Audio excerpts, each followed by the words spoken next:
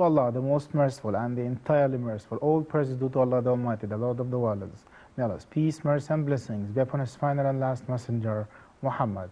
And may Allah's peace, mercy, and blessings be with each and every one of you, dear viewers, watching this new episode of your program, The Revelation, here on Nile TV International.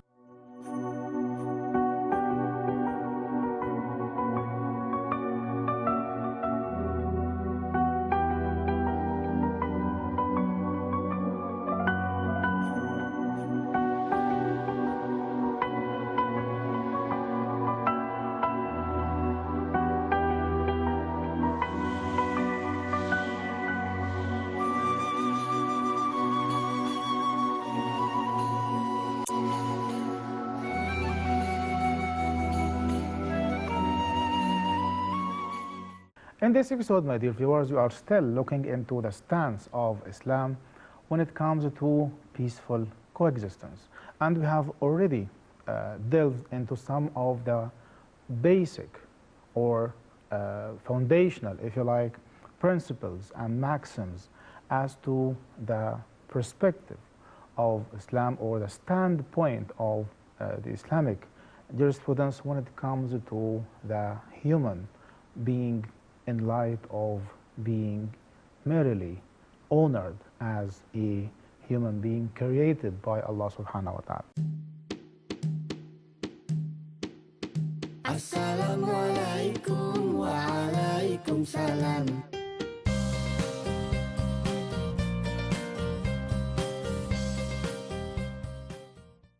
Moving swiftly to the first point in this episode, and which is the fourth one building on the previous episode, and it is one actually that is very important and one that enlightens our understanding of the Islamic jurisprudence on this issue of peaceful coexistence.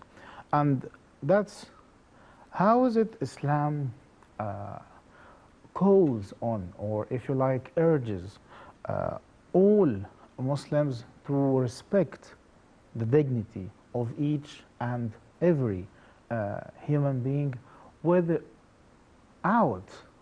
any regard to any other consideration, be it one's social status, be it one's ethnicity, mother tongue, or any other consideration.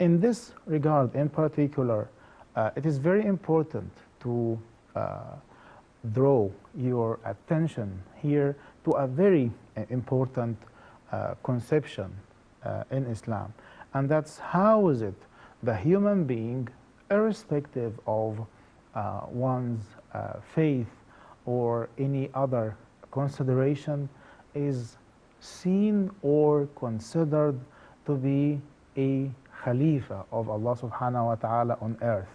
That's to be a representative or a vicegerent of Allah subhanahu wa ta'ala on earth. And this is why we read in the Noble Quran in Surah or the chapter of Al-Baqarah, and particularly in verse number 30, the saying of Allah subhanahu wa ta'ala, وَإِذْ قَالَ رَبُّكَ لِلْمَلَائِكَةِ إِنِّي جَاعِلٌ فِي الْأَرْضِ خَلِيفَةً قَالُوا أَتَجْعَلُ فِيهَا مَن يُفْسِدُ فِيهَا وَيَسْفِكُ الدِّمَاءَ وَنَحْنُ نُسَبِّحُ بِحَمْدِكَ وَنُقَدِّسُ لَكَ قَالَ إِنِّي أَعْلَمُ مَا لَا تَعْلَمُونَ. In the name of Allah, the most merciful, the most compassionate. And when your Lord said to the angels, "Indeed, I will make upon the earth a successive authority," they said, "Will you place upon it one who causes corruption therein and sheds blood, while we exalt you with praise and declare your perfection?" He said, "Indeed, I know that which you do not know." Here we see how this honor and dignity is afforded to each and every human being without any form of distinction or discrimination whatsoever. وإذ قال ربك للملائكة إني جاعل في الأرض خليفة قالوا أتجعل فيها من يفسد فيها ويسفك الدماء ونحن نسبح بحمدك ونقدس لك قال إني أعلم ما لا تعلمون. In the name of Allah, the most merciful, the most compassionate. And when your Lord said to the angels, "Indeed, I will make upon the earth a successive authority," they said, "Will you place upon it one who causes corruption therein and sheds blood, while we exalt you with praise and declare your perfection?" He said, "Indeed, I know that which you do not know." Furthermore, we understand from the Noble Quran, and in particular in Surah Hud, and that's in verse number 61. وإلى ثمود أخاهم صالحا قال يا قوم اعبدوا الله ما لكم من إله غيره هو أنشأكم من الأرض واستعمركم فيها فاستغفروه ثم توبوا إليه إن ربي قريب مجيب. In the name of Allah, the most merciful, the most compassionate. And to Thamud, their brother Saleh, he said, "O my people, worship Allah. You have no deity other than Him. He has produced you from the earth and settled you in it. So ask forgiveness of Him, and then repent to Him. Indeed, my Lord is near and responsive." One of the aspects of honoring and dignifying the human being is that Allah subhanahu wa ta'ala has entitled each and every one of us as human beings collectively to be responsible for developing the land, to make the world a better place for each and every living being. And we understand that this is actually one of the purposes, one of the very objectives of our existence as human beings on this earth. وإلى ثمود أخاهم صالحا قال يا قوم اعبدوا الله ما لكم من إله غيره هو أنشأكم من الأرض واستعمركم فيها فاستغفروه ثم توبوا إليه إن ربي قريب مجيب. In the name of Allah, the most merciful, the most compassionate. And to Thamud, their brother Saleh, he said, "O my people, worship Allah. You have no deity other than Him. He has produced you from the earth and settled you in it. So ask forgiveness of Him, and then repent to Him. Indeed, my Lord is near and responsive." The verse clearly states, وَاسْتَعْمَرَكُمْ فِيهَا. And the Arabic language here is very significant. When we look into how is it, the verse reads, وَاسْتَعْمَرَكُمْ فِيهَا. So the linguists, they state that as-sin wa ta, which you read in ista'marakum, they signify at-talab. They mean at-talab.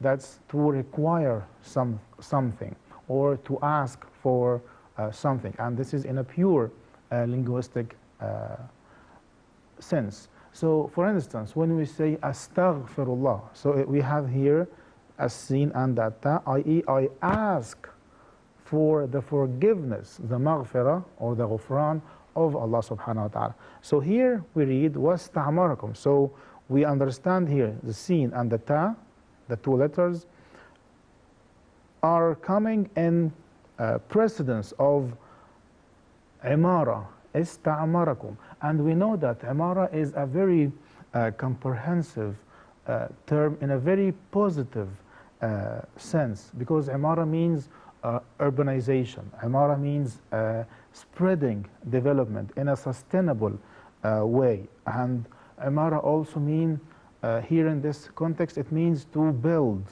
as I said earlier, to construct in a positive way. So this is very important to understand. And how is it? This is one of the aspects of honoring the human being, and this honor and this dignity is afforded to all human beings without any form of distinction or discrimination. وإلى ثمود أخاهم صالحا قال يا قوم اعبدوا الله ما لكم من إله غيره هو أنشأكم من الأرض واستعمركم فيها فاستغفروه ثم توبوا إليه إن ربي قريب مجيب. In the name of Allah, the most merciful, the most compassionate. And to Thamud, their brother Saleh, he said, O my people, worship Allah. You have no deity other than Him. He has produced you from the earth and settled you in it. So ask forgiveness of Him, and then repent to Him. Indeed, my Lord is near and responsive. With this, my dear viewers, we come to the end of this episode. We still have more principles to look into when it comes to the stance of the Islamic jurisprudence on peaceful human existence. As always, your questions, feedback, and comments are most welcome via the official Facebook page of the program and the rest of the social media. Until then, Assalamu alaikum wa rahmatullahi wa barakatuh.